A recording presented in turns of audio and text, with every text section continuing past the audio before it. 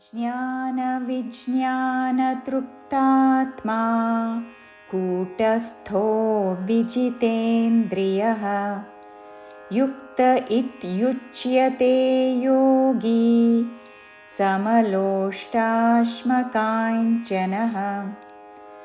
జ్ఞానవిజ్ఞానతృప్తాత్మా ఈ పదములో వి మీద త్రు మీద త్రు పక్కన పాకి తావత్తులోని తా మీద ఆఘాత పలుకుతూ జ్ఞాన విజ్ఞాన లేక జ్ఞాన విజ్ఞాన తృప్తాత్మా తృప్తాత్మా జ్ఞాన విజ్ఞాన తృప్తాత్మా కూటస్థో టా మీద ఆఘాత పక్కన సాకి మహాప్రాణాక్షము తావత్తు కూటస్థో విజితేంద్రియః విజితేన్ అని పొల్లు నాతో ముందు పలికి తర్వాత ద్రియః విజితేంద్రియః కూటస్థో విజితేంద్రియః యుక్త ఇత్యుచ్యతే యోగి యు మీద ఆఘాత యుక్త ఇత్యుచ్యతే ఈ మీద ఆఘాత త్యూలోని యా మీద ఆఘాత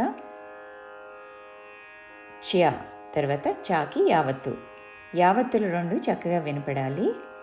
ఇత్ యుచ్యతే ఇత్ యుచ్యతే యోగి యోగి యుక్త ఇత్యుచ్యతే యోగి సమలోష్టాశ్మకాంచనః సమలోష్ట మూర్ధన్యషాకి అల్పప్రాణటావత్తు పక్కన తాళవ్యషాకి మావత్తు సమలోష్టాశ్మకాంచనః కా పక్కన ఇన్యాకి చావత్తు కాంచనః సమలోష్టాశ్మకాంచనః.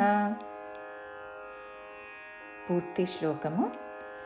జ్ఞాన విజ్ఞాన తృప్తాత్మా కూటస్థో విజితేంద్రియః యుక్త ఇత్యుచ్యతే యోగి సమలోష్టాశ్మకాంచనః.